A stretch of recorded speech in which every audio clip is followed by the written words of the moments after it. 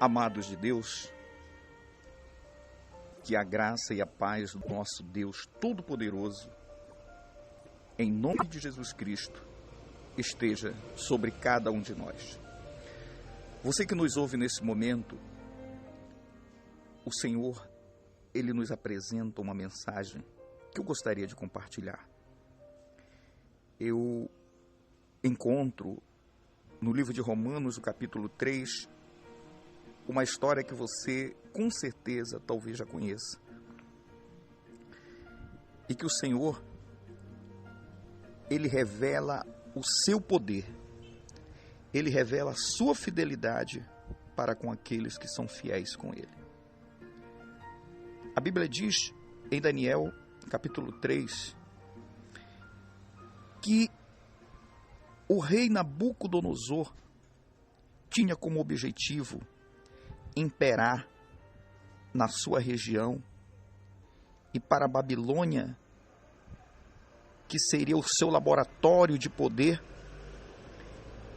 a partir de lá instalar para o mundo e para a região, eu digo para o mundo da época, que não havia nenhum homem e ninguém com poder maior do que ele, e que tudo o que ele colocasse deveria entrar em vigor. As ordens dele deveriam ser obedecidas. Então Nabucodonosor ordenou aos seus súditos, aos seus servos, que se curvassem diante da sua autoridade, e com isso mandou construir um pórtico, mandou construir uma imagem de ouro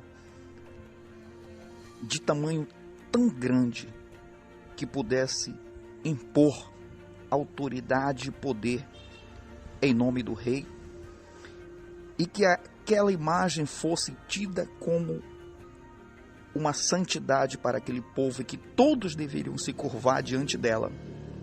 Todo o povo deveria se curvar. Quando fosse tocado as trombetas lá dos seus guardas, que toda a humanidade daquela região da Babilônia se curvassem diante daquela imagem. E a Bíblia diz, a história conta na palavra de Deus, que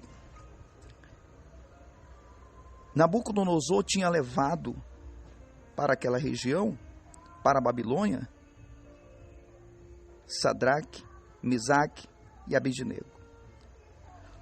Porém, Nabucodonosor não imaginava o tamanho da sua fé e o tamanho da fidelidade desses jovens. E quando anunciado, ou posso dizer assim, o dia da adoração para aquela imagem de Nabucodonosor, a imagem lá do seu Deus, e todos se prostraram diante daquela imagem, os súditos, os servos, um dos servos de Nabucodonosor disse: Senhor, aqueles 3 jovens, aqueles 3 judeus, eles não se curvaram, e a tua ordem era para que todos se curvassem. Então Nabucodonosor mandou que os 3 fossem levados até a sua presença, e lá foram questionados por Nabucodonosor. Por que eles não se curvaram? E eles responderam que eles não se curvariam. E Nabucodonosor disse que aquele que não se curvasse seria lançado na fornalha ardente. E eles responderam: mesmo que tu me lances na fornalha, o Deus que nós servimos, Ele não permitirá que nós venhamos a ser consumidos. E se mesmo assim Ele permitir, nós não desistiremos dele. Ou seja, nós não compactuaremos com o pecado, porque nós temos a convicção. Eles não compactuariam porque eles tinham a certeza do que era de Deus. Eles tinham a certeza do Deus que eles serviam, do poder que esse Deus tinha. E Nabucodonosor, então, mandou lançar na fornalha. E a Bíblia diz que até os guardas que o amarraram e lançaram na fornalha, por tão quente que estava a fornalha, que os guardas foram consumidos.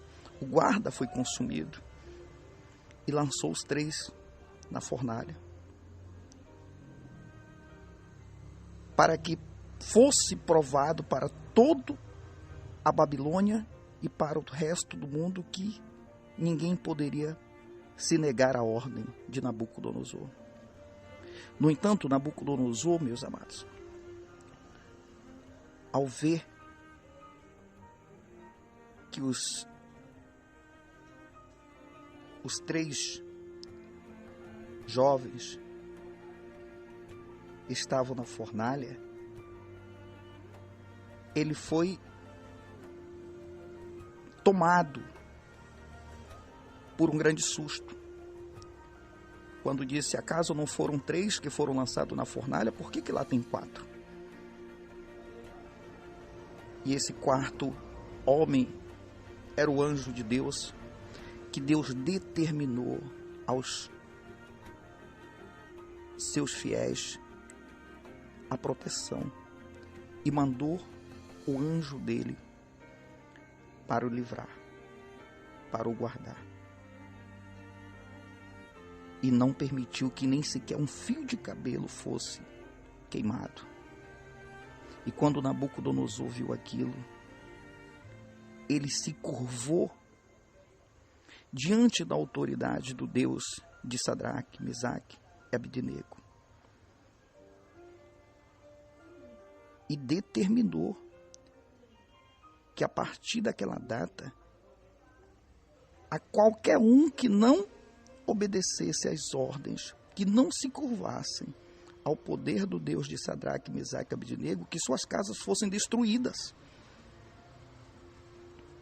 Ou seja, o que me chama a atenção, e eu gostaria que você meditasse comigo, é a respeito da fidelidade. É de quando nós temos a convicção, a nossa fé no Deus que nós servimos.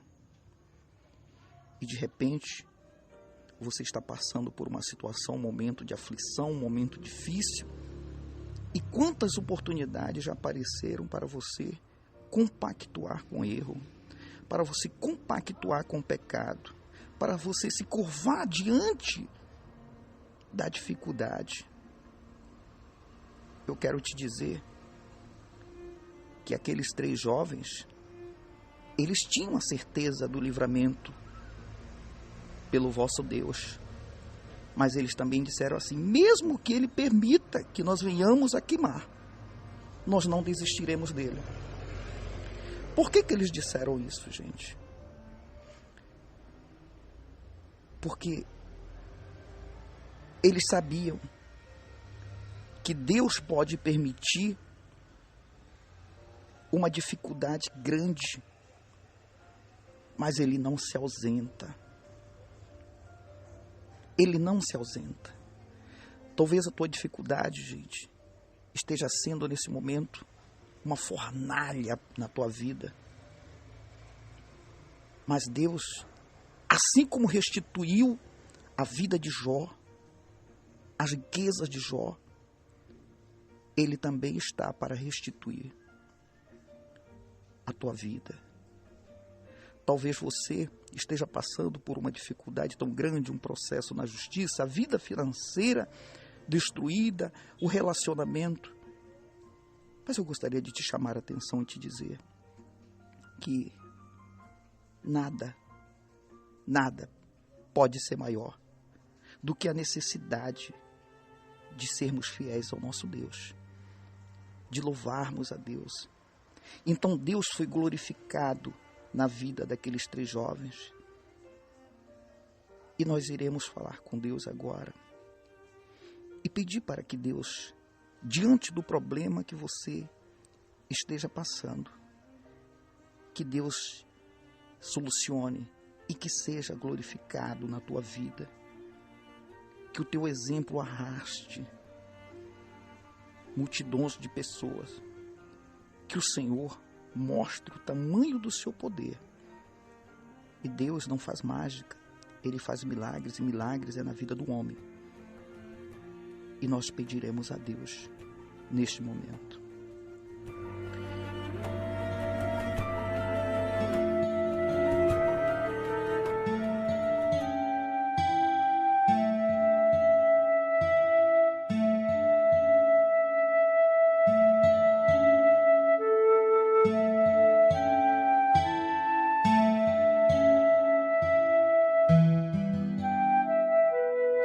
Provérbios, capítulo 4.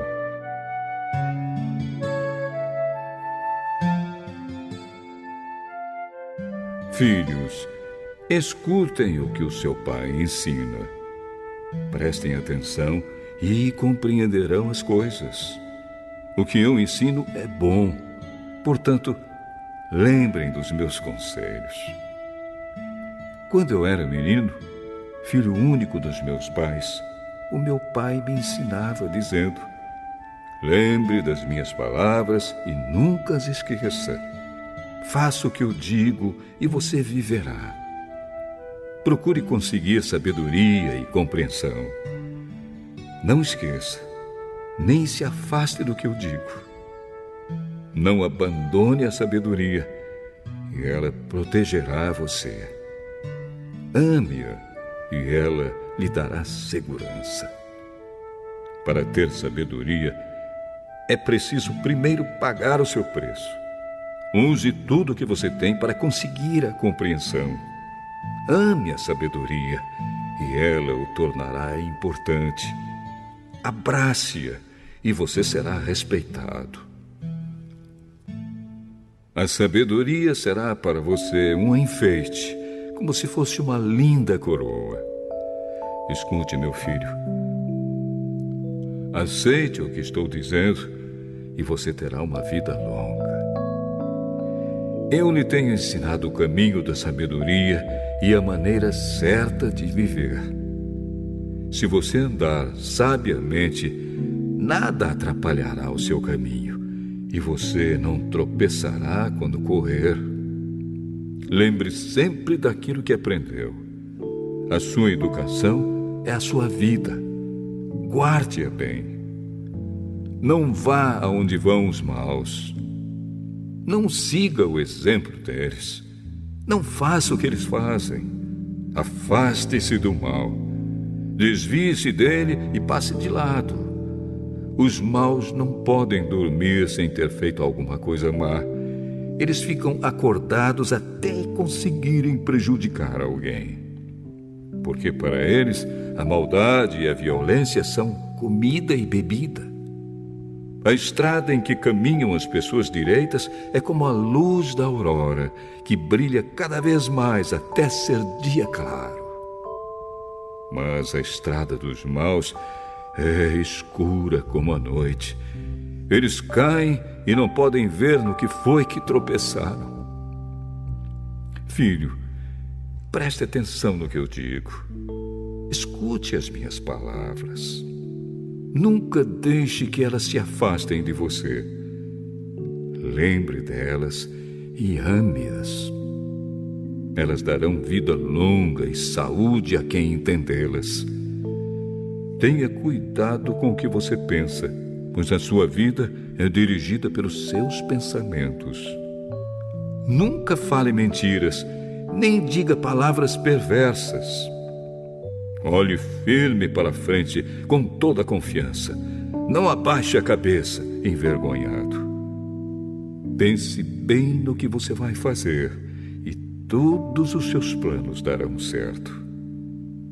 Evite o mal e caminhe sempre em frente. Não se desvie nem um só passo do caminho certo.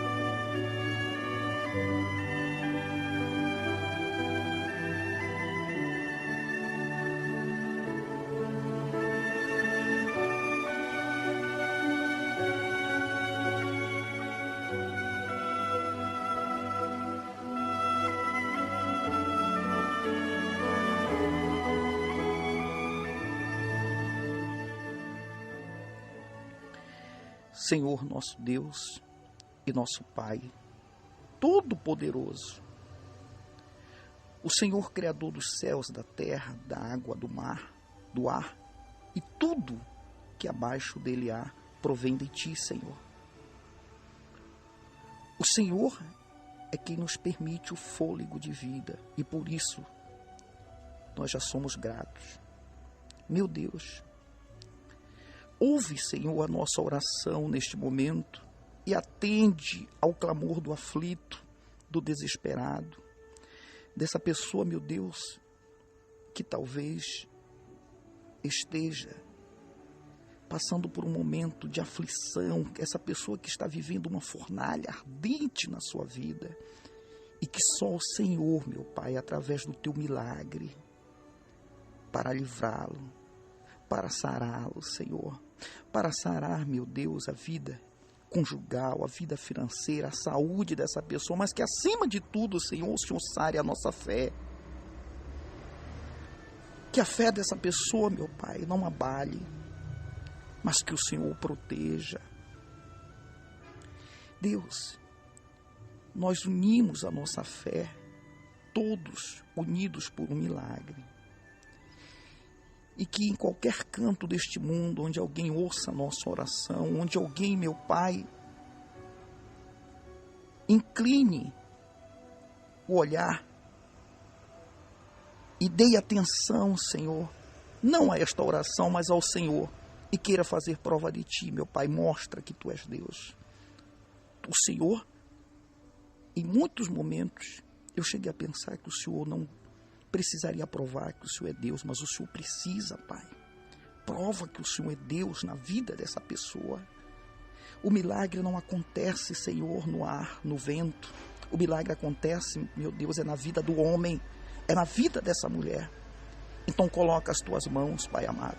Que o sacrifício dessa pessoa, meu Deus, não seja sacrificar rios de dinheiro, mas que seja, meu Deus, acima de tudo, sacrificar tudo que ela tem, que é a fé. E é o que lhe resta. Então, Senhor, nós sacrificamos a nossa fé diante de Ti. E Te apresentamos, Senhor. E queremos do Senhor o milagre na nossa vida. Ó Deus de Sadraque, Mesaque e Abednego, livra-nos, Senhor. Livra-nos da fornalha ardente. E ainda te falamos, Pai amado, que mesmo que o Senhor não nos atenda no nosso tempo, porque o tempo de Deus é diferente, nós não deixaremos de acreditar em Ti, Senhor. Então toma nas mãos, pelas Tuas mãos, o problema dessa pessoa. Livra, liberta, protege a nossa fé. É o que eu te peço em nome do Teu Filho Jesus, o Nazareno, e te agradecemos. Que assim seja, em nome de Jesus.